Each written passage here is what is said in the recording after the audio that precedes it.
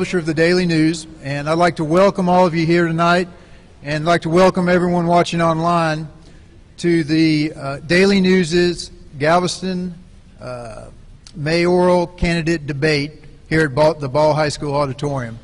And what a fantastic crowd we have here tonight. Why don't you give yourselves a hand? This is fantastic.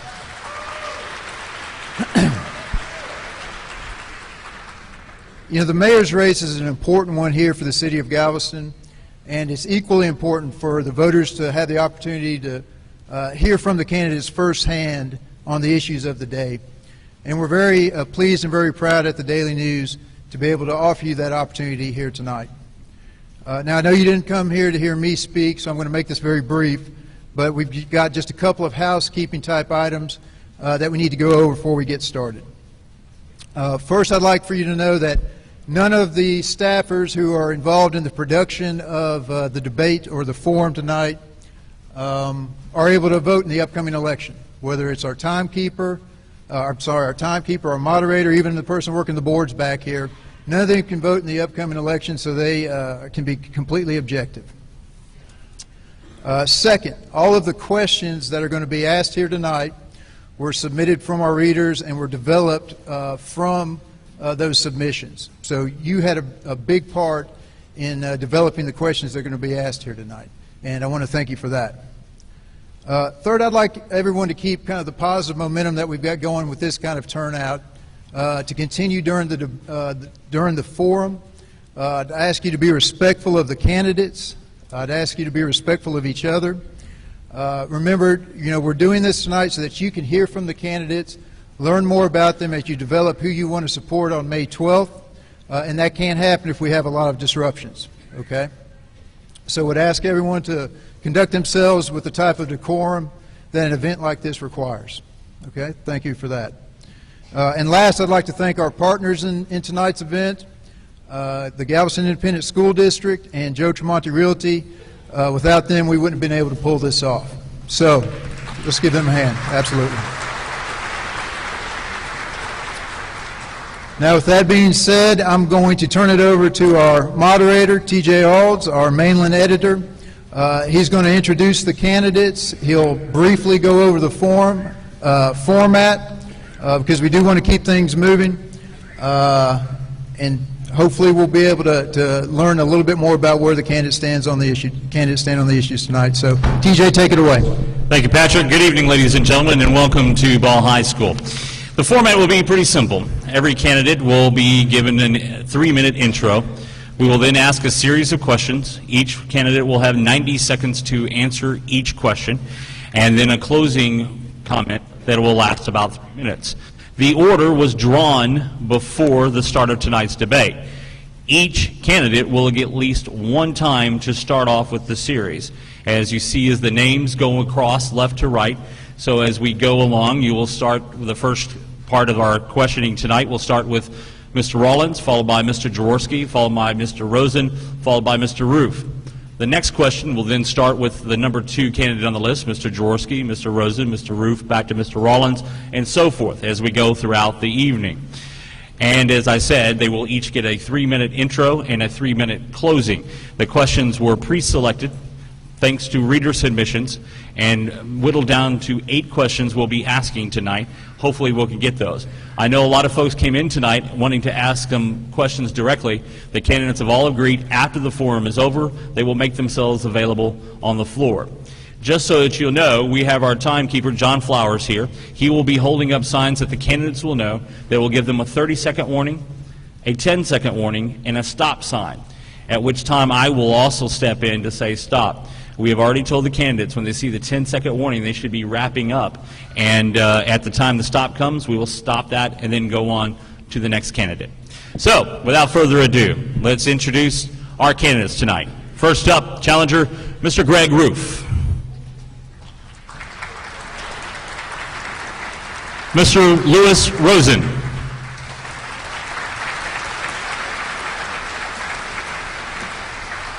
the incumbent, Mayor Joe Jaworski, and Mr. Bo Rollins.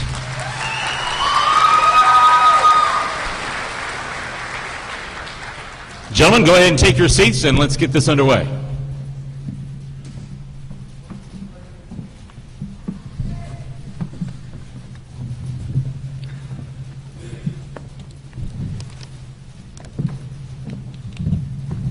And as we said, each of the candidates we drew the candidates' order beforehand.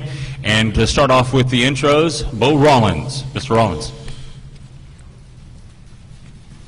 Thanks again for showing our community that you really care about this race. Make sure you keep the mic close to you, sir. Thanks again for showing. We didn't do a mic check before, Thanks again for showing this community with the attendance how much y'all care. And thanks again for the candidates for putting yourselves on the line for the city of Galveston.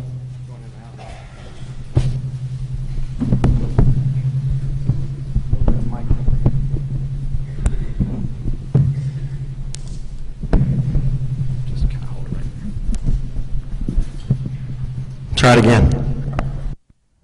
Thanks again for showing this community y'all care. Thanks for these candidates for putting yourself on the line for this community and for Galveston.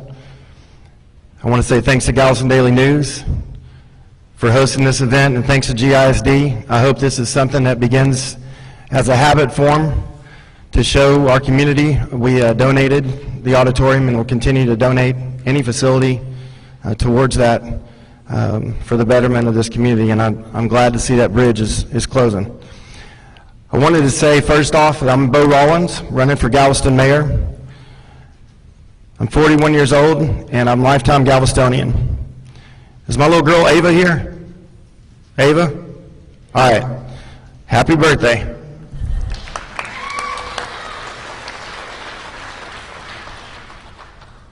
I had to really talk nice to get in here tonight and not give it up. It's very simple, my platform.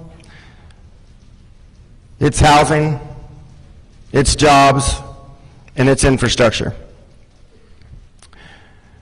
With my background in construction, the numerous times I've been to the planning department and pulled permits for both citizens and myself, I can tell you that we've got some things broke at City Hall and they need to be fixed. Through a point in the rehab program that I've participated in, it just substantiated just how broke we are, to a point that it drove me to run for this position. I can make the difference with my tenure in construction, with my track record with volunteering. I can make the difference with having a deep history in Galveston, from growing up in Section 8 housing here in Galveston, taking my business to a point to where it sustained an income for my family. On the issue of housing, it's simple supply and demand for me. We have way too much supply and not enough demand. With infrastructure, I simply would like to promise and fulfill. We've been promised for decades that we're going to spend money on streets, on sidewalks, in our community, but yet we see sporadic things go on. And finally, I would like to tell you that jobs are important to me, and it starts within our community. We need to sustain what we have and not lose what we have lost. Mr. Rollins. Mr. Jaworski. TJ, thank you. Hey, good evening, Galveston. How are y'all doing? All right.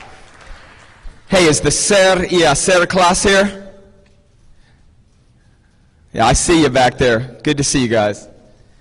Hey, this is really an outstanding turnout, and it makes perfect sense to have it at Ball High. This is every man and woman's place, whether you grew up here or not. There's something about the public high school that invites you in. And so I want to thank the Galveston County Daily News for being first out of the box to have the big public forum. I'm your mayor, Joe Jaworski, It's been an honor and a privilege to serve you for these 2 years. And ladies and gentlemen, I'm asking for your vote for a second term.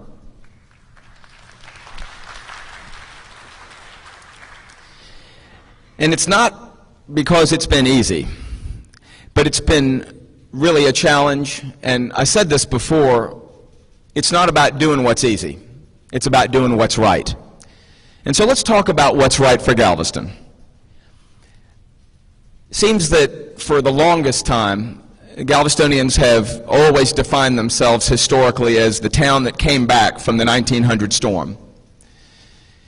Well, like one of those movies where when, Freaky Friday happens and, you switch roles with your parent and then something happens to fix it and then you have another chance at being normal again. Kind of like that movie Big, you remember, with Tom Hanks? Well, we had another big storm, didn't we, in 2008. And it seems to me that this is our chance, Galveston, to cut loose from those depressing links that we put together from the 1900 storm. I know it's a great story about coming back from the edge of disaster, but something happened in this town. And this is coming from someone who didn't grow up here. But there was something over the decades that just chipped away at the excellence. Not at the soul of the people that are from here, quite to the contrary, but it was the physical structures, the infrastructure, the things that make up a municipality. And the people have always wanted better. And so here comes Hurricane Ike. It knocks us on our behind, but then we get back up. And what I want to impress upon you is that this is our greatest opportunity.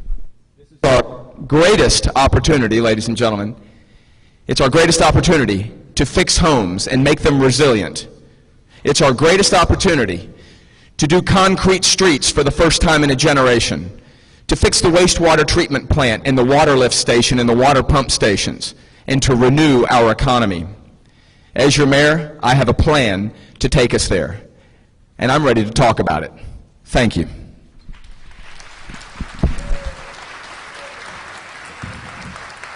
Mr. Rosen. My name is Louis Rosen.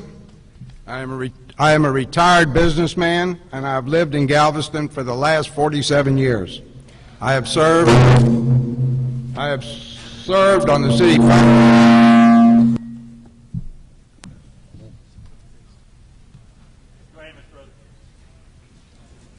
I have served on the City Finance Committee and the Galveston Island Redevelopment Authority. I have also served on numerous other local boards and volunteer committees. I have not and will not take any contributions from anyone doing business with this city. I am totally independent and do not owe anything to anybody. I am a strong, independent leader with common sense and skills to bring folks together for what is best for Galveston. So how can we make Galveston better? I believe the public housing proposed by our present mayor is wrong, and I will fight to change it. I believe the people I appoint to the Galveston Housing Authority will take a fresh and independent approach.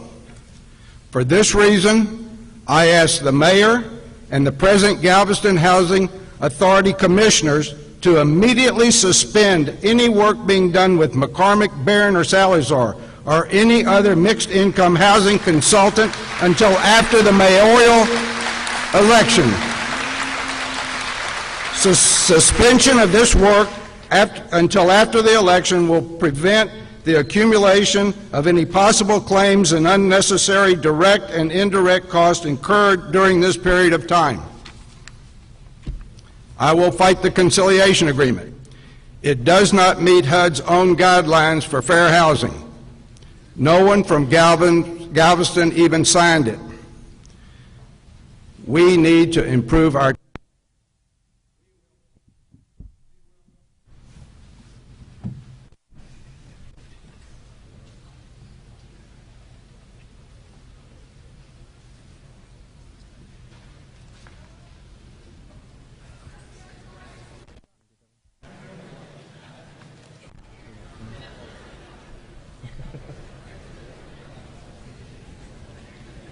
Raise your election. They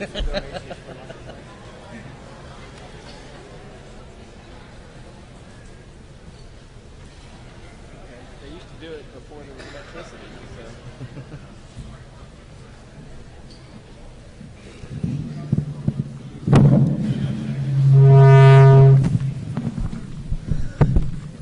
I'm back. There you go. I hope you give me my time Our back. apologies, Mr. Rosen. We held up the time at the time in which it stopped. We need to improve our tax base. We will declare the former private public housing land as surplus and let private developers buy it.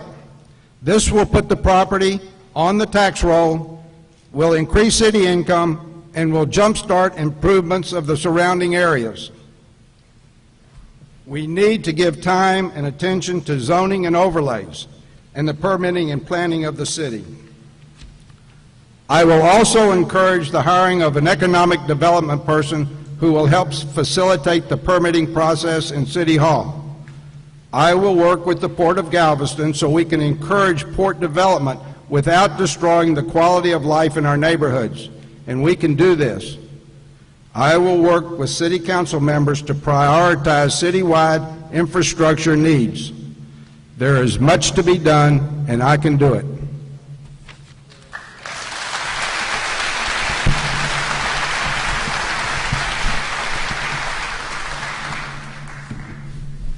Ladies and gentlemen of Galveston, thank you very much for showing up tonight. My name is Greg Roof, and I'm running for mayor. Before I begin talking about issues regarding our city, I want to thank the citizens of Galveston for having given me the honor of serving on the Galveston College Board of Regents for the last 6 years. Before any of these other issues come up, I want to say that education is by far the most important issue confronting our island, and I've been honored to be at Galveston College. I'd like to thank the college. We've done so many good things over there for the last 6 years, and just, I can't thank you enough. Bo, thank you for being involved in education. Mr. Jaworski, Mayor, thank you for your public service. Mr. Rosen, thank you for bringing your business experience here tonight. I very much respect all of you all. I have 3 issues that I would like to discuss tonight. One, you're not going to be surprised, is seawall parking meters.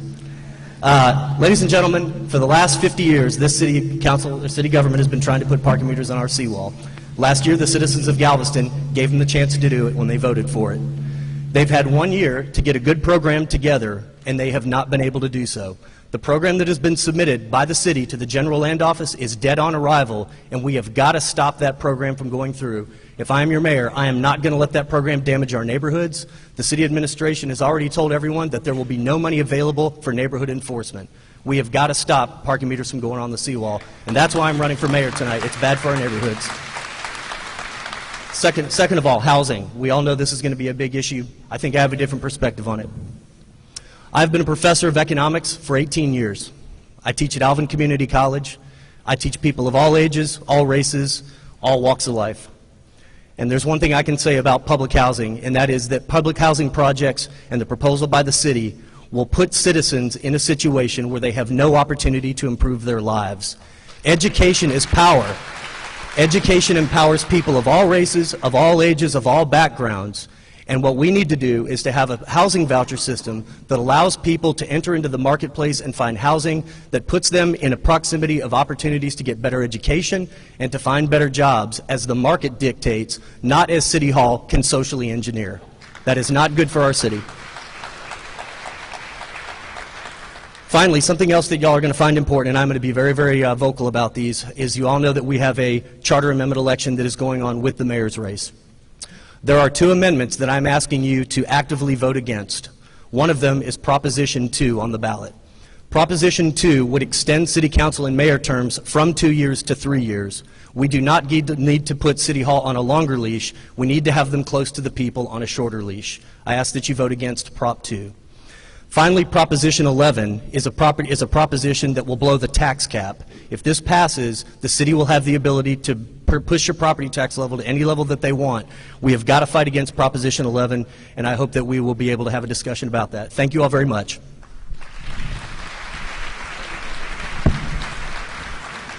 Gentlemen, before we go in, and my apologies on the sound system. We're having some technical issues they're fixing backstage. The microphone that's over with Mr. Rosen and Mr. Roof has enough length on it to go to the whole table. If this goes out, if you can go ahead and pass it on down, go ahead and take it off its stand right there, Mr. Roof, and then we will just have the four of you share that. My apologies for the difficulties that may cause with your notes there on the table, Mr. Rosen. There we go. And that should get us through the night. If not, practice your old high school stage presence and from the diaphragm, as they will say, since we're here in a thespian mood. Okay, we'll now get into the fun part, the questions. And Mr. Jaworski will start, followed by Mr. Rosen, followed by Mr. Roof, then followed by Mr. Rollins. And the first question we have for you, and I will repeat it if you ask for it. The planning and permitting process in Galveston has been an issue for years, and complaints still exist. How would you make the process more user-friendly, Mr. Jaworski? It has been a constant issue. In fact, today I was with the city manager and the director of planning meeting with a man who wants to open a restaurant in the 2000 block of Broadway. Oftentimes, communication is the problem. So this is why we dedicated literally hundreds of thousands of dollars in our budget this last year to streamline the permitting process. If you ask the plumbers and the electricians and many of the contractors who are doing business with the city regularly, they are very happy that there is now an e-permit that you can get on the computer. But let's don't stop there. Why was I meeting with the gentleman today? Because he was a resident, and he wants to open a restaurant. Sometimes getting that personal attention, and not everybody can get it, because you have to know someone to get it, it appears. It seems to me that in this next budget, the next step in our generation of making the planning department more customer-friendly is to do two things. Hire someone who is the citizen advocate, who will hold the citizen's hand if they need it. And secondly, put a sign as you walk in the building on the third floor that says, "What can we help you build today?"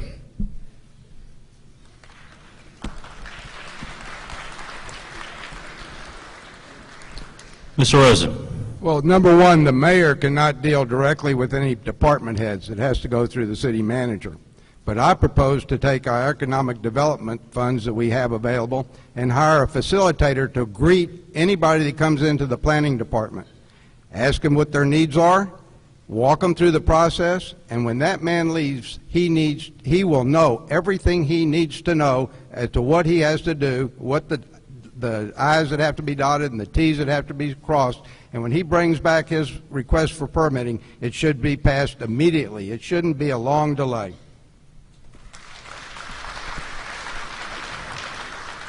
Mr. Roof. Yes, thank you. I have an opinion on zoning that the zoning laws that have been passed are much too complicated for an average citizen to get anything done in this town, and that is the authority of the mayor to change that, and I would change it. What goes through the planning process and the planning commission and the departments is definitely up to the city manager. And by the way, Joe, I want to thank you for hiring our new city manager. He's a great guy. He's really good. What I would do in terms of zoning is I think that we need to streamline the laws so that the average person who is attempting to do something that is permitted by our zoning code doesn't even have to go to City Hall to get a permit to build. The last time I checked, when the state of Texas gave me a driver's license, they said, "Ruth, be responsible and follow the law, but you don't have to come check with us before you go drive to the Kroger." And I think that if people want to build in our town, as long as the permitted use is allowable, they shouldn't even have to walk into City Hall. The free market should dictate what they're able to do.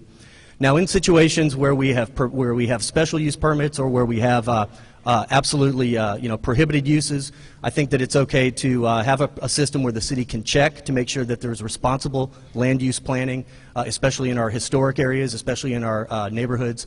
But I definitely think that we need to be rescinding zoning laws, not adding to them.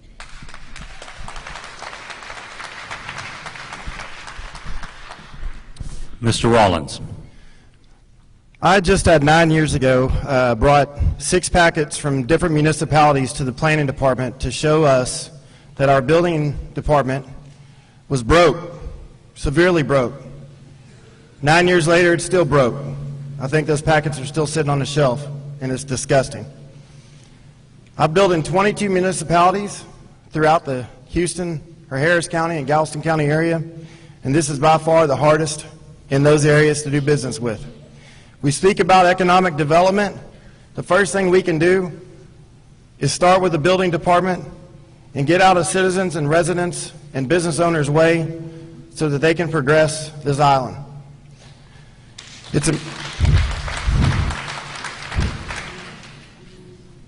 It's extremely important to my business. Just lately, I had my own home that I tried to put an addition on. It took me right at 3.5 months to get that permit out of the process. That's tragic, and if there's anything that holds up economic development, we're going to start with that. It's broke, we're going to fix it. I'm not happy with it, and I look forward to being a part of a team that makes it better. All right. Our next question, Mr. Rosen will get this first. Given the recent decreased revenue projections, do you think the council should continue to pursue the paid seawall parking proposal that was approved by voters?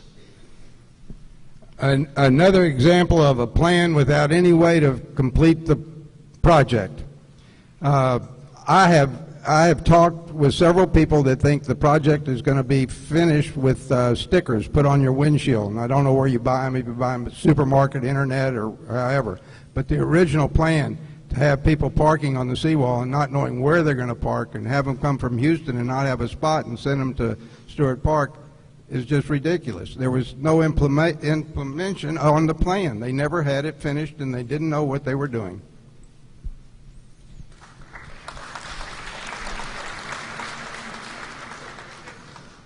My answer is no. I will not allow paid parking to come back onto the seawall. The plan is irresponsible. And let me say something to those who are for it. I want you to know that I very much respect your opinion of those who voted in favor of the plan, because I think that the core of what you wanted was seawall improvements. And I think that's what people voted for that time a year ago, and I respect that opinion. But what I have to tell you is having been a person who has looked at it from an economic point of view for over 10 years and have fought against this for 10 years, every plan we have looked at will not generate money to give you what you want. I cannot, as a mayor, implement that program because it will not get you to the end of where we want to go. But I do respect those who want to see improvements. Now, how would I make those improvements? The money is already there. We have 4B sales taxes that the city has already authorized. The sales tax generates great funds for our city. And we need to put some of those funds back into our greatest resource out there on the beach. Another place where we can do it is the hotel occupancy tax. Under state law, the city of Galveston actually gets an extra penny that other cities do not get for the purposes of providing beach amenities. What we need is a mayor and a city council who will make those things a priority to improve our beach. The money is there to give everyone what they want. We do not need another government program run, by the way, by a third-party, out-of-town company to take most of that money away and to not give us what we need.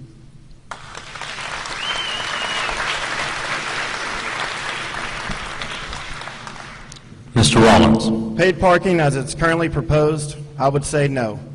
I'm actually embarrassed by how it's turned out. I was a huge supporter of paid parking, a huge supporter that those funds would improve our seawall, give our tourists and our visitors a nicer place to go, give our citizens a better place to visit whenever we take the time to go up there and see what God's given us. But it's turned into an embarrassment. If we had just followed what GLO had told us to do, instead of trying to create our own direction, which now it's going to be held up for no telling how long, we wouldn't have had the problems we're currently having. If anybody saw the restrooms on the front page of the paper, I'm pretty much sure that the majority laughed about it. And that's unfortunate, because $16,000 out of our funds are out of our own pockets, and it's an embarrassment. I would do all that I can to get the business into the local places through the stickers so that people can go in and buy drinks, buy ice, buy snacks, and benefit all of the community instead of just City Hall.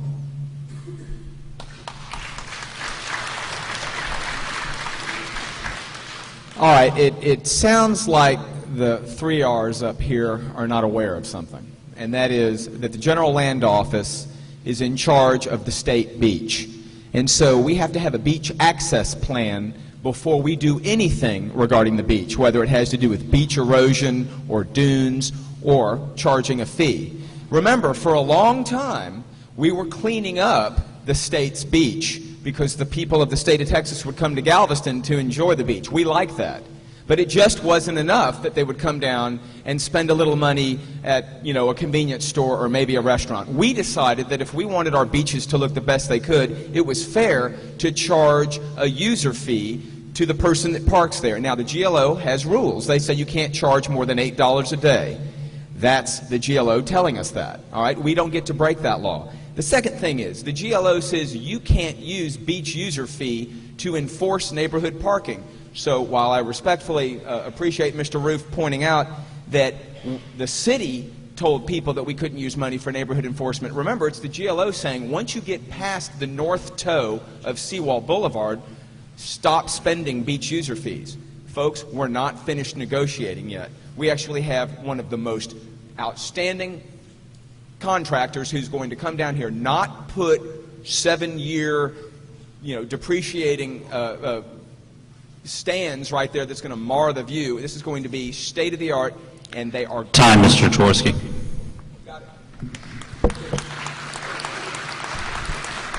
My apologies for blowing out everyone on the front row here. And we'll give it time to get down there. Mr. Roof will start this next round of questioning. You ready, sir? What suggestions do you have for revitalizing the downtown area? In particular, what are your plans for developing the area between the University of Texas Medical Branch and downtown? Okay, could you say the first part of that again? Yeah. What suggestions do you have for revitalizing the downtown area of Galveston? I think there are several things that we can do. And number one, I want to say this, that downtown Galveston is looking pretty darn good right now, I got to say. And it's, I think because some of I'm sorry? All right.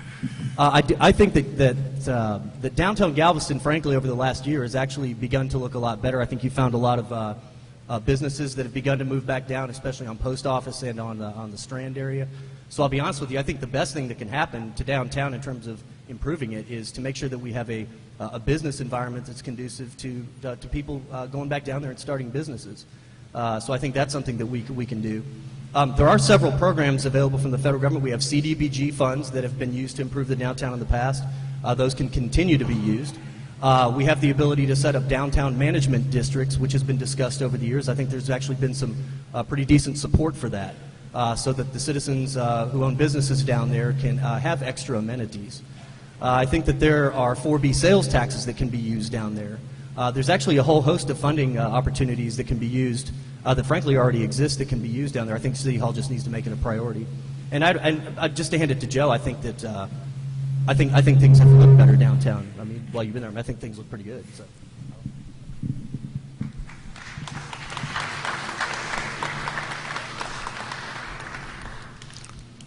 Mr. Rollins. Unlike governmental housing that's being proposed, and one of the ideas of the market that would fill up some of the 7,500 vacant units we have are the students of our university and our colleges here. My vision for downtown is to promote a lot of the empty buildings that we have on the 2nd through 6th, 10th floor, the different buildings we have at different heights, as the ability to put those into student apartments. I think that the students there at UTMB, at Galveston College, as well as Galveston A&M, would love having an atmosphere downtown like we could promote through housing downtown in all the vacant buildings that we have. And secondly, I'd like to just get out of people's way. At City Hall, we tend to meddle as much as we can in everybody's business we can in town. And I think the more that we get out of the way of people's business, the better their business will do. We have 29 overlay zones in Galveston. It's our ability to basically find something wrong with every business that opens in Galveston. We need to minimize those overlay zones. We need to get out of people's way and tell them the door is open for their business.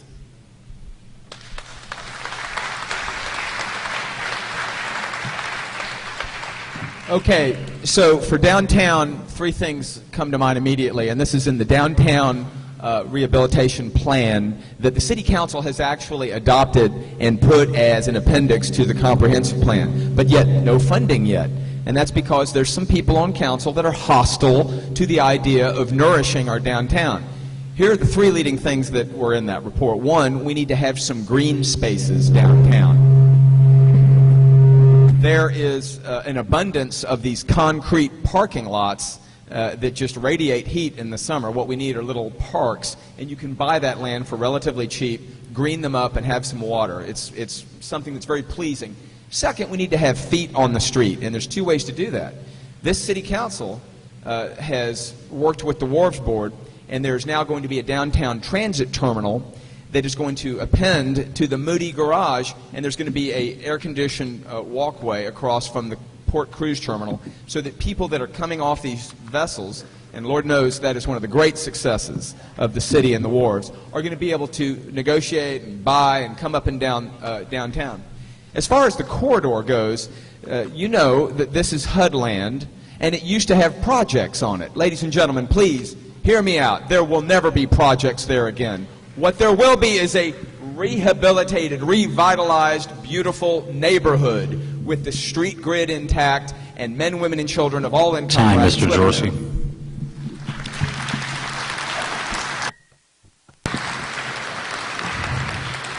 All right. The buildings that are in downtown that are in disrepair, where is our code enforcement? The owners of these buildings should be made to put them in good shape. The former Magnolia home site, HUD can release this if our housing authority declares it as surplus. We can sell it to a developer and get it on the tax rolls. It will bring a revitalization to the surrounding area, and the city will start growing back and bring our population back. I might need to come back this way to Mr. Rollins then. All right, next round of questions. We'll start off with Bo Rollins. What is your position on controlling erosion on the west end and minimizing the risk of storm damage to areas that are west of the seawall? I think we need to keep on the path of sustained maintenance. This has been a big part of one of the small businesses I have here in Galveston, which is beach renourishment through using seaweed. I've seen beaches out there in the last 7 years that I've been maintaining them through the private homeowners associations. I've seen a lot of what the General Land Office and people that are experts in the opinion, I've seen a lot of what they discuss occurring. To me, we need to spend a lot more money on how we can protect our investments out there, not through sand renourishment. I think that's secondary. Primary, I think we need to find out intriguing ways or unique ways that other communities have done to stop the beaches from disappearing and thus our tax base disappearing. The West End has given us 65% of our tax base, but yet disproportionately they do not get any of the improvements that I think that they are warranted.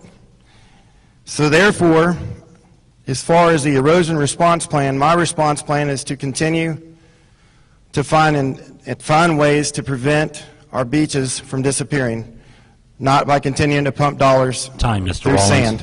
Time.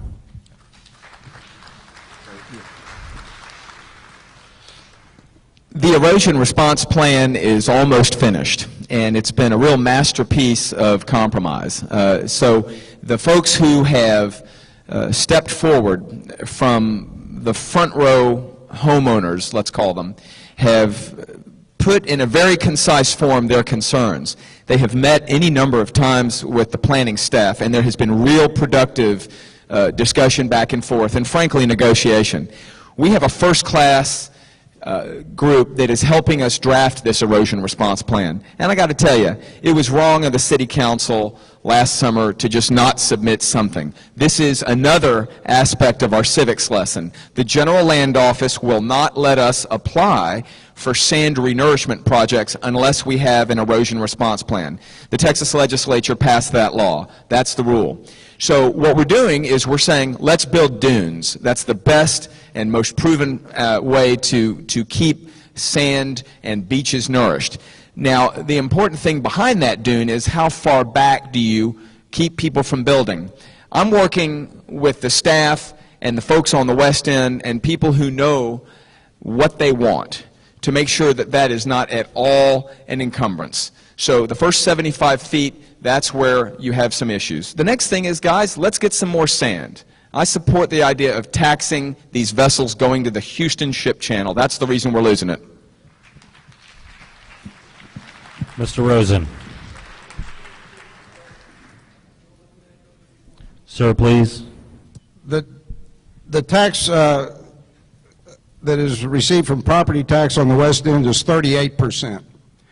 And the tow line at the 4.1 foot elevation should be 10 feet high and 50 foot wide and should be continuous without any interruptions to prevent normal erosion. Some of the areas is accreting, some is, subsiding.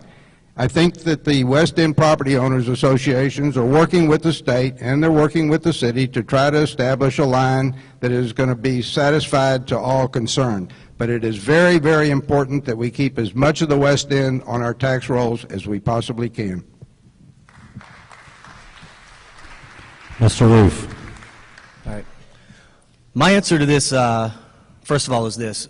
The problem of erosion in Galveston Island is not a city problem, it's a nationwide problem, and we are not going to be able to solve that problem alone with city funding. We're going to need state and federal funding in order to do anything with beach erosion. But I have to say something about this, and this very much concerns me as a citizen of Texas, and that is the severance case. The Texas Supreme Court has ruled that it is very possible that if a storm comes and you have a house there, that home will be and remain private property, and the people of Texas will no longer own that beach. I have a big problem with putting public funds on private beaches, and until the Fifth Circuit Court rules on whether or not that case is going to be finalized, I don't want any of my taxpayer dollars going on private beaches. Now, where I do want to put some money is on sand in front of the seawall, so that we can all enjoy it, because it's our beach. We all belong to, we all enjoy that beach. In areas that are accreting on the east end, I'm more than willing to have our funds go to help those beaches. But before we put any more money on the west end beaches, we have got to resolve the question of whether that is public or private property. And frankly, the federal courts are going to have to figure that out. So I'm sorry, I wish I could answer better, but we can't put public money on those private beaches. All right, this next round of questioning will start with Mr. Jaworski. You ready, Joe? Yes. Should the city fight the conciliation agreement in an effort to convert public housing units into vouchers? If not, do you support the Galveston Housing Authority's plan to develop mixed income housing on the island? Right. So the conciliation agreement is something that is not unique to Galveston. There's conciliation agreements entered into all the time.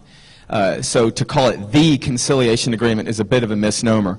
Conciliation agreements apparently happen annually every time someone files a fair housing complaint, and it happens all across America. So what I want to impress upon people is there's a huge body of law, and there's experts in the field, and they know what these things mean.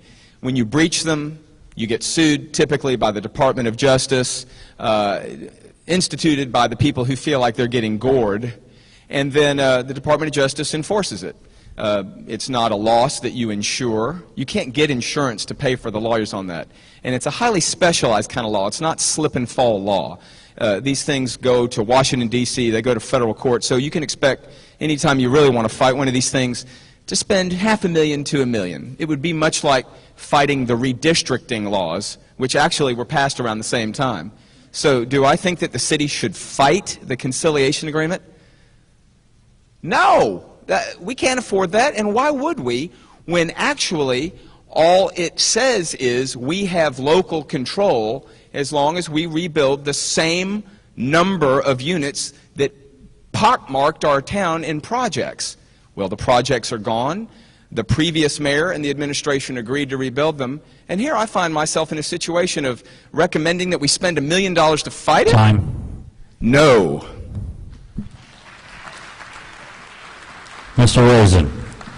Yes.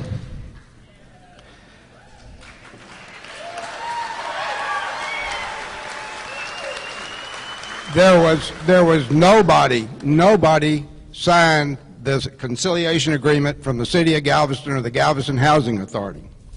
At the time of the signing, they didn't even know what our population was. The results of our 2010 census was not in. HUD states that you do not put subsidized housing in disaster-prone areas. And HUD also states you do not put subsidized housing where there's no job opportunities. This is not a matter of having to go to court and fight it.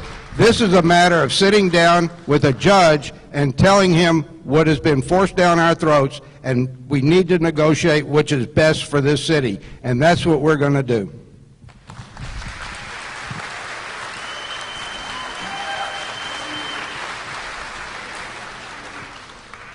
All right, on the conciliation agreement, the City of Galveston is not a party to the conciliation agreement. There's nothing to fight. We don't have to honor it because it violates federal law. And if the federal government has a problem with us trying to provide fair housing through vouchers or through dispersed Section 8 programs, let them sue us and we'll go to court. And let me tell you, with the way the federal courts are going these days, and the conservative lean to them, there was a case that came out of the Northern District of Texas Federal Court just yesterday where people who fought for the reconcentration of housing, they won their case, and in Dallas, the federal courts are forcing the dispersion of those housing units. If they come after us, I think we will win like the citizens of Dallas did. They were trying to protect their community. That's all we're trying to do. But I want everyone to understand how I feel about this. I want people to have homes. I want there to be housing opportunities in Galveston for people of all age ranges.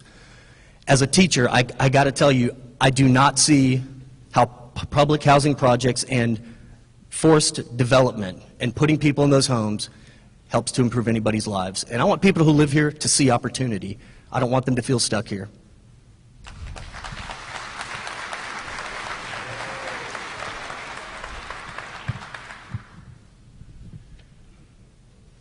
What I think is an absolute tragedy that this is even a concern in this election campaign. We're almost 4 years post-Ike, and this is something we're fighting about. What the mayor neglects to tell you is the plan was 569 units, but somehow, amazingly, that's now doubled to almost 1,100 units. What I'm concerned with is that initially, people were okay with the plan of 569 units minus the 40 at the Oaks. The community had somewhat accepted it, and we were moving on. But now, it's a concern in this campaign. It's driving this campaign and dividing this community, and that's tragic. Federal Fair Housing Act. It's pretty important in this, and yes, I will fight the conciliation agreement to the bitter end. We're not a signatory on the conciliation agreement. City of Galveston is not even a party to that concern, except for just taking it down the throat and drinking their Kool-Aid. I will make sure to push for vouchers that ensure that people that are needy of those homes have the ability to choose, where they live, have a backyard, and choose the schools that they'd like to attend. Time, Mr. Rollins. This next round of questions will start with Mr. Rosen. Do you support the development of heavy industry, including a container or bulk cargo terminal at the Port of Galveston? The Port of Galveston has a $69 million debt, and it has to have development in order to take care of its infrastructure and retire that bond issue. The Galveston Port has plans for a cold terminal on the northeast side of Pelican Island. And the Houston ship channel has, the Houston terminal, Houston port has plans for their terminal to be on the north shore of Pelican Island. I don't see this developing in the near future. I think it's going to have to require a lot of infrastructure as far as providing rail service to Pelican Island and also providing truck service, extra truck lanes to handle the loads. I do think that there is a possibility that a lot of this material will be offloaded into flat-bottom barges and distributed through the Intercoastal Canal and Upper River, and I don't think it's going to affect our citizens. I do believe that whatever the port does, we should work with our citizens to make sure that their quality of life is not interfered with. Mr. Roof. I do not support heavy industry at the Port of Galveston. I do support light industry at the Port of Galveston. I'm very concerned about the nature of building and noise pollution, light pollution, fuel, these kind of things that could very much impact our neighborhoods, that could impact UTMB. I think that we must maintain zoning control over the port property so that if the Port of Houston does want to come down here and develop, Galveston City Council and Galveston citizens will have a say-so in what the nature of the building is over there. We have got to make sure that our neighborhoods are included. UTMB, Texas A&M may have issues with it. We've got to be really, really careful there, so I'm cautious. I want to address something that Lewis said. Lewis said the Port of Galveston is in debt $69 million. Some of that debt is backed up by the city of Galveston. If Proposition 11 passes and the debt cap is removed out from underneath our tax cap and the Port of Galveston cannot pay its debt, I'm going to give you one guess on who's going to have to pay that debt, and that's the people of Galveston. Please vote against Proposition 11 to keep the cap on taxes and keep our government restrained, our city finances restrained, including those that the city of Galveston has backed up over at the port, and I believe some at the port, at the Parks Board as well.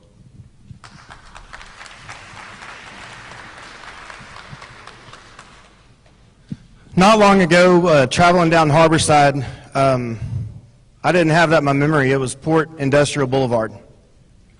And at that time, we had a population of just under 70,000 people. UTMB was moving strong. The economy in Galveston had a lot to do with our port, and we depended on the income from it. Since then, we have named the road Harborside. We've kind of forgotten one of those gifts that we're given as a community, that we actually have the ability to expand economically through our port, but we treat it as an old fishing dock after Ike.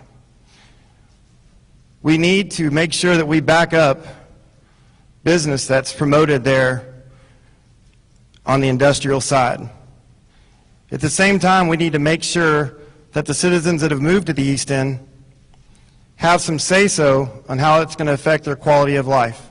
We've come a long way in industry to be able to protect citizens in soundproofing, as well as having the ability to move a lot of the business there over to the Pelican Island side.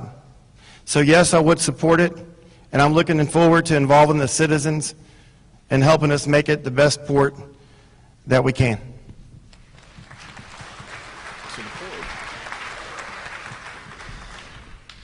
The port is one of our big three economic generators: University of Texas Medical Branch and education. I say that because I want to include Texas A&M and Galveston College in that. Tourism, and then of course the wharves. So the wharves, as you know, does not tax. They are a landlord port. If we want to improve the port, better that they get good tenants that increase tax value, so that the city gets tax value out of it and the port gets a good lease out of it. And that's the story on this coal terminal that the private group has an option on, because what they're going to do is train coal down from Wyoming, build a train bridge from Shoal Point in Texas City onto Pelican Island, have a holding facility there, and then put it on very large vessels that will go through the Panama Canal to Asia. That is a good deal.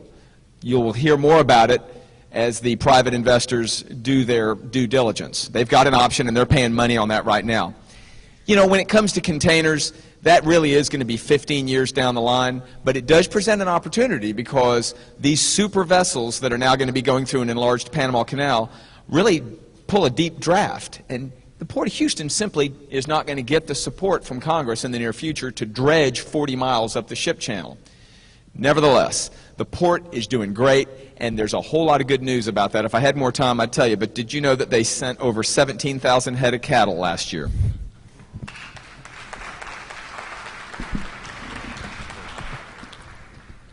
All right, this next round of questionings, we'll start with Mr. Roof. Do you support tougher code enforcement? And if so, what do you do to plan to find the funds to achieve tougher code enforcement? Okay, I didn't hear the first part of the question. Do you support tougher code enforcement for the city? Okay. Code enforcement encompasses a great number of areas. Let me tell you where I would very much like to crack down on code enforcement. When it comes to dilapidated properties that are unsafe or that present a nuisance to the community, we really do have to start cracking down on those things, and there are several channels that you can use to do that. You can use the police powers of the city. You can actually, I think what Joe's done with the clean team and cleaning up the place has been a really great thing. Thanks for that, Joe. I mean, I think it's been a great thing.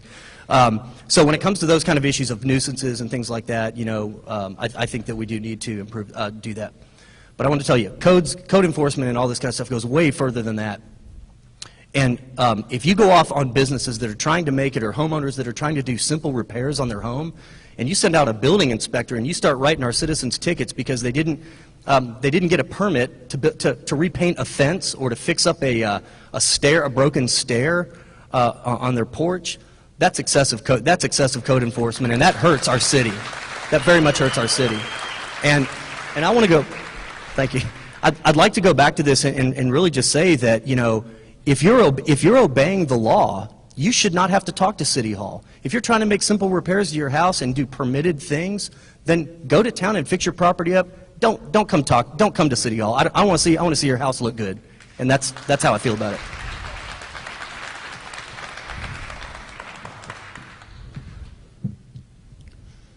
Code enforcement for the city of Galveston is going to start by getting out of the citizens' way. I'm going to return back to that. I think a lot of people do not participate in maintaining their structures here in Galveston simply because it's so dang hard to do so. The minute you try to do something, you've got a red tag on your front door and you got to stop all work. And then when you try to do it without getting a permit, that red tag now costs you double in permitting fees. First thing I would do is support heavily, big time, as far as code compliance and code enforcement. We have it on the books, but just like a lot of rules in Galveston, they're picked out by individuals or depending on who called on them next door. Simply put, we need to get out of their way, allow the permitting process to be a little bit more of a common sense approach instead of a nuisance approach, allow people to fix their homes without trouble. I think that our city hall on the 4th floor will get a lot less busy, and they'll get out of our lives so that we can make sure that Galveston continues to prosper and not go backwards. It also will help our economic development in a big way.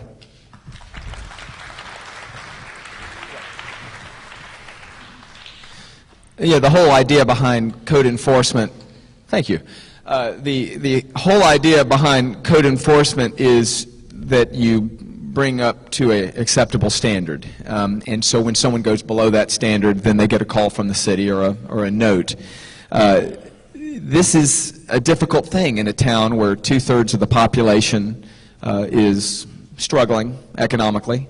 Literally, 2/3 of our population is considered low to moderate income. And you know, that's just one of these buzzword phrases that come off. What it means is that 2/3 of our population are not earning a whole lot of money, and they don't have a lot of discretionary money. Now, you don't need to have money to have standards. And so what we want to do at the city is just lead by example. You know, when I came in as mayor, it occurred to me, while we could sit there and target certain neighborhoods or target certain people, why don't we start with the city properties themselves? And that's what we did. And if you go around City Hall now, City Hall inside is gorgeous. It's redone. We're doing the windows on the outside. You know, we're fixing up our esplanades. And the clean team is something that is a great success because we are going around the neighborhoods now and not letting that litter and that debris stay there. My attitude is if you want great code enforcement, you got to lead by example, and that's what we've done. Mr. Jaworski. Mr. Rosen. With 7,000 vacant homes on this island, and there's nobody taking care of them, they're deteriorating. And it's very difficult to have a home condemned. You have to go before a judge, you have to do a lineal search on the families, make sure that it doesn't have ownership. But we need to clean up these empty homes. And one of the ways that we can do it is through the Galveston Housing Authority doing their job and renovating these houses and getting folks that need a little help, subsidize them, get them a mortgage, and get them in those homes for some pride of ownership. It's a step in the right direction. Also, the common sense approach to the inspectors that do the code enforcements, it's very difficult to understand why some of the folks that are in the field can't use a little common sense and not just kind of have to not give somebody a permit, and when they're, all they have to do is say, okay, it'll fly. They just don't use their common sense. Thank you.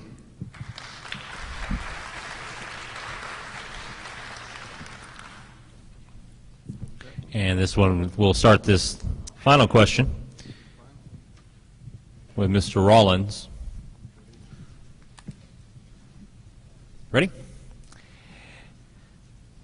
Do you know the budget well enough to give us 2 areas where you could raise more revenue for the city and 2 areas in which you would cut expenses? Being the vice president of the Galveston Independent School District, we currently have a budget of right at $66 million. I've had a crash course after Ike to understand that role of cutting budgets and finding areas that we could expand on. As far as the budget and expanse that I think would benefit the island best is that we continue to invest in tourism and find a way that we always have a presentable place, a place that's open for business daily, a place that we continue to market our island and eventually have people want to move back to Galveston. Secondly, I'd love to invest in our port. I would love to expand the budget and show support of the Port of Galveston. As far as budget cuts go, that's pretty simple. With the investigations going on now with our finance department, I definitely cut in the traffic division. I would explain that there's only 24 hours in a day, not 30. And secondly, I would make sure that the people that are leaning on their shovels out on our streets get back to work.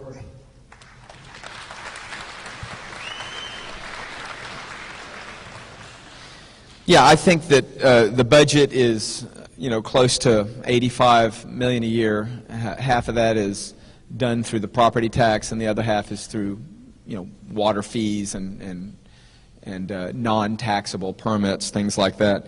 2 things that I'd increase. I'd put the seawall parking fee in there because that's going to allow us to have revenue, just like we use the convention center overflow to improve our seawall. Finally, it's not just going to come out of the city's pocket. We're going to have some help there. So that's a revenue that I have said already, and I really do support us increasing that. I think the other is going to be to consider a bond election. And this is going to be something that is only going to happen if the people want it. And that would be to provide sewer all the way out to the end of the West End, because we would find taxable value like you have never seen if we take the West End seriously. There are certain neighborhoods out there that literally in the year 2012 still use septic, and it's a bad environmental decision. As far as reducing, I would say legal fees. I don't want to tee off on quixotic, nutty litigation that's going to tie us up in court, like housing litigation. You don't want to do that. And then the other is the navigation district. Time, Mr. Jaworski. We need to look at that. Okay, the litigation would be through the Housing Authority, not through the City of Galveston. And also, our revenue from our property tax and city services, there's also a factor that the mayor forgot about. It's our sales tax, and that's doing pretty good. But sales tax can be fragile. All it takes is a couple of weekends of rain or another tropical storm, and our sales tax takes a dump. What we have to do is increase our property tax, and we do that by adding property on the tax rolls. If we do that, we get development, we will also increase our city services. I think our budget's pretty lean right now. And I think we need to support our police department, and I think we need to hire 18 officers and get them on the streets. I think that's a priority, and we need to find the revenue to do it. Also, I don't believe seawall revenue parking goes to the city. I believe that's going to be most of it going into the park board. Well, I will definitely not allow any funds from Seawall to go to the park board, so I want to say that. And that's why I don't want it. Joe, I want to say something about, or Mayor, if I may. Respectfully, the plan you have submitted to the General Land Office is not going to make money for our city. The General Land Office deep-sixed it when y'all submitted it to them. What I would like to see as a potential revenue raiser for our city is how about writing some tickets to people on the seawall when they're here and they litter? How about writing tickets when they get into fights, when they break the law? I want everyone in our state to know that they are welcome in Galveston Island, welcome in our island, welcome to go to our seawall. I want to keep it as open as we can so that visitors from all over this country can come here, and I want them to obey the law. Law-abiding citizens should be left alone on our seawall. And that's what I'd like to see happen. And I think if you wrote tickets, you'd make the revenue and pay for the 18 police that Mr. Rosen wants to put on the in our city. So I think it'd make money for itself. I do have a couple of quick things in terms of revenue. We do have a few government corporations. One is called the IDC. It's the Industrial Development Corporation. Some of your sales tax goes into this, and millions of dollars are literally sitting there right now where we could spend those to improve a whole lot of infrastructure on our island. The money is there as we speak. Second, tax increment reinvestment zones can be used. There are ways of taking tax increments and putting them back into special projects, and I think those can be used as well. Cutting cost, I'd like to cut some building inspectors. Time, so they Mr. can't go out Roof. and mess with the people. Time. All right. Gentlemen, before we get into your closing statements, I want to thank you again for participating. I'd like to thank the audience for being out here again today. Hands for both of you. Just a quick reminder that we were only able to get to select questions tonight. The Galveston County Daily News, as is our tradition, will be issuing our annual questionnaires for the election. They include many of those that those of you in the audience didn't hear tonight will be on that. Those will be online and in the paper as we approach the election. Early voting begins April 30th, goes through May the 8th, and Election Day is May 12th. We'll now go to closing arguments, or yeah, I guess we could say that. Seeing the lawyer gets to go first on here, Mr. Jaworski. Yeah, 3 minutes on your closing statements. Gentlemen. Ladies and gentlemen of the jury, no, friends, Galvestonians, my mother, where are you? My wife is always reminding me that, Joe, you want to serve, that's fine, but you have to serve the family first. So I took a little advice from my wife and decided that if I really wanted to serve, running for mayor of Galveston was something that I could negotiate with my family life. Because, you know, I've got a law practice to run, I've got 2 kids to raise, my wife and I are very close, we met in law school, so she knows how to get, you know, back at me. She knows how to make the arguments. But this has been the most rewarding and most difficult experience in my life, because anyone who wants to be mayor will tell you, you know, all the things that are wrong. Well, there were things wrong when I ran too. But when you become the mayor, when you take office, all of a sudden nobody wants to hear you point out what's wrong. They want you to fix it. And so this is the challenge that I find before me now. A town that has the greatest spirit and soul that I have ever seen. And you shouldn't think I'm just making that up to win favor with you. I mean, my God, I live here and I'm raising my children here. And a town that has suffered for a long time this slow, dripping, cutting mediocrity in certain parts of its institution. Well, this storm gave us a chance, guys and ladies, to look in the mirror real hard and ask, what do we want to be? We have people who are poor and people who are rich. I am their mayor, all of them. We have people who work and people who don't work. We have problems. But as your mayor, what I want to do is find solutions that are fair to everyone. It's kind of like the Rotary test. And so I can't sit there and tell you, I'm going to banish public housing, or I'm going to make it all go to my buddies that own apartment buildings so they can draw a Section 8 check from the federal government. Mind you, they're not going to fix them up any more than they have to. What I'm all about is redeveloping our neighborhoods to where they're pristine and beautiful. Concrete streets, you're going to see that for the first time in a generation. New city leadership, a young city manager who's done this now for almost 20 years. This guy is going to take us to the next level because he's that good. You're going to see wastewater treatment plants that won't cripple the next time there's a storm. You're going to see an opportunity for Galveston to the tune of $600 million. As long as we can hold it, as long as we don't screw it up. Ladies and gentlemen, I'm asking you to work with me, and let's make this the jewel of the Gulf.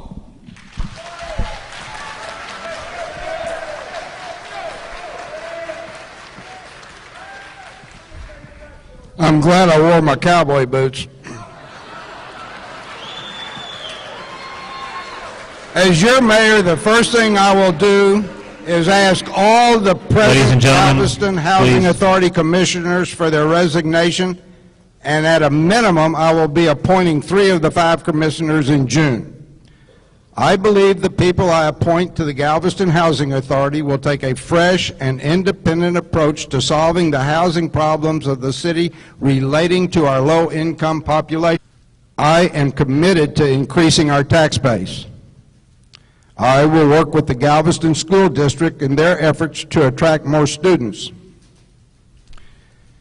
I am not accepting any contributions that in any way could be interpreted as a conflict of interest with the business of this city. I don't owe anyone anything. I'm not afraid of anyone or any organization that is not doing the right thing for Galveston. I'm not afraid to say no. I am fair, and I will lead with common business sense. I am listening now, and I will continue to do so. I am running for mayor because I have the time, the skills, the leadership, and the common sense to put Galveston on the right course. I want your vote, and I thank you for coming out and showing your concern for Galveston.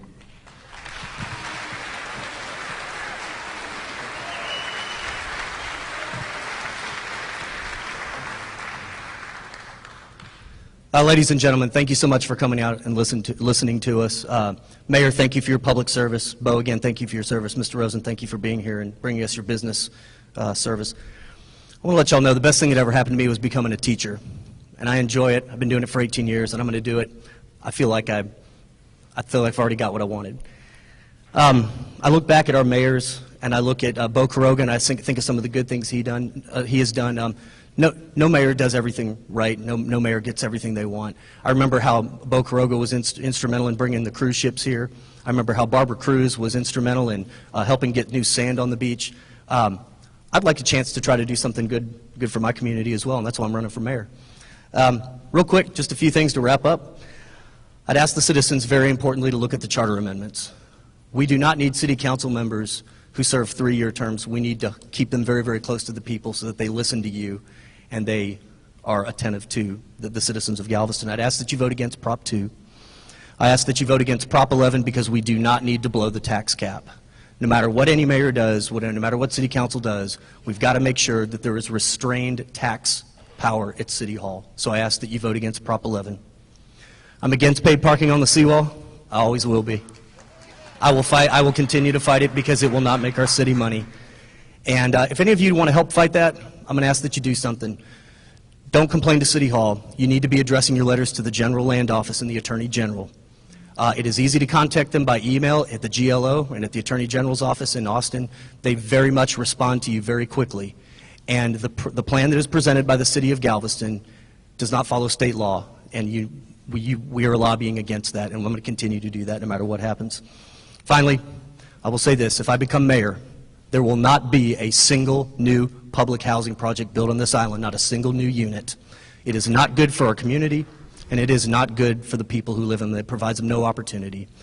I ask for your vote for mayor. Thanks for listening. And before you get going, Mr. Rollins, we will have a few announcements right at the end, so everyone please stay in your seats as we wrap things up. You're Mr. making me Rollins. sit down right now? No, you can go ahead. How many of y'all remember Del Papa? How many of y'all remember Dienst?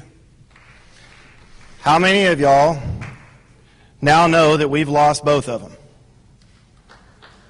We have. We talk about economic development and the vision of our current mayor, but yet we've forgotten what we've lost that was right at our fingertips. We've done nothing to support businesses that are here, let alone why are we trying to bring more businesses from outside when we can't sustain the ones that we have here. I'm sick that we've lost Dienst. I'm sick that we've lost Del Papa. I'm sick that Mr. Farmer had to relocate his business in Texas City because of how we treated him as a business community here in Galveston. And you should be also. I've heard tonight from my competition that they want to increase middle-income housing. But yet on the other statement, he also wants us to be concerned with the 7,000 vacant units. He's a businessman from Texas City that's retired. If anybody should know supply and demand, it should be him. It doesn't work. Let's fix what we got. Let's work on what we have to make it better. And let's prove to people outside of Galveston why they need to relocate here. We need to stop the begging and the handouts. We need to prove to other communities that we deserve their business. We are not a dictatorship form of mayor. We've been through the last 2 years of 4-3. And those numbers should prove to each and every one of us as citizens that one does not work in the city of Galveston. That team works in the city of Galveston. I will does not work. We as a team will work. One mayor cannot do everything for this city. One mayor cannot tell you everything that you want to hear just to get your vote. I'm that mayor that has the dynamics from Section 8 housing on 17th and N through now a home that I'm struggling to pay for because the city of Galveston can't pay me through the rehab program. I'm that guy that's your common guy that's been through every facet of Galveston. I have a degree from TCU, but I have more importantly a degree from the community of Galveston. I speak from the heart. I don't read from the paper. I don't predetermine what I'm going to say before I get here. What I say is from my heart. And what I say from my heart is, I need your vote. We've got to turn this broken system around. Gentlemen, thank you kindly.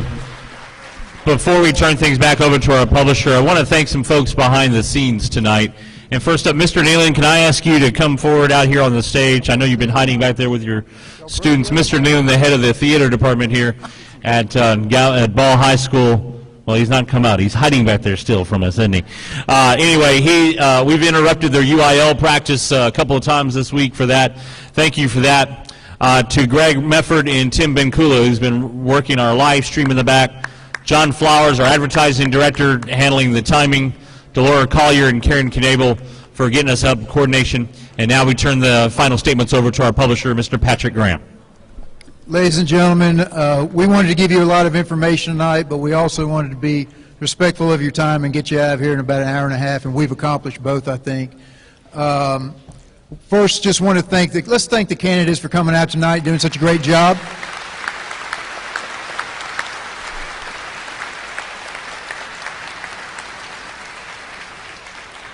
As TJ said, we'd like to thank all the staff who took part in the forum tonight. Want to thank all of you for coming out tonight, and want to thank our partners in this event, again, GISD and Joe Tremonti Realty. Thank you very much for coming. Remember to vote May 12th. Thank you very much.